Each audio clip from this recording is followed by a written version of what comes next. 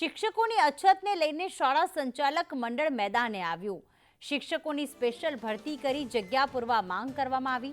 ભરતી અંગે શાળા સંચાલક મંડળનો સરકારને પત્ર, જેમાં શાળા સંચાલક મંડળના પ્રમુખ ભાસ્કર પટેલે નિવેદન પણ આપ્યું છે અને કહ્યું છે કે ઓગસ્ટ મહિના સુધીમાં ખાલી જગ્યા ભરવા રજૂઆત કરવામાં આવી છે।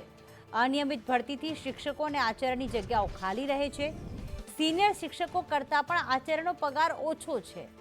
આચાર્યની ગ્રાન્ટેડ અને સરકારી સ્કૂલોમાં 450 જગ્યા ભરાઈ છે અને 850 જેટલા આચાર્યોની જગ્યા હજુ પણ ખાલી છે, જ્યારે 1500 જેટલા ઉચ્ચતર શિક્ષકોની જગ્યા હજુ ખાલી છે। 2021 જેટલી માધ્યમિક શિક્ષકોની જગ્યા ખાલી છે। ઓગસ્ટ મહિના સુધી ભરતી કરવા માંગ કરવામાં આવી। અમારા ત્યાં ઓલરેડી 1200 જેટલી આચાર્યની જગ્યા ખાલી હતી, એમાંથી માળ 450 જગ્યા ભરાઈ છે પહેલા રાઉન્ડમાં।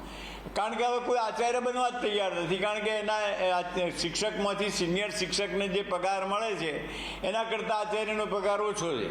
એટલે એ સંજોગોમાં હાલની તારીખમાં ગુજરાતની ગ્રાન્ટેડ શાળાઓમાં લગભગ 850 જેટલા આચાર્યોની જગ્યા ખાલી છે। ઉચ્ચતરમાં 1500થી વધુ જગ્યાઓ ખાલી છે અને માધ્યમિકની અંદર અંદાજે 2021 જેટલી જગ્યાઓ ખાલી રહેવા પામી છે।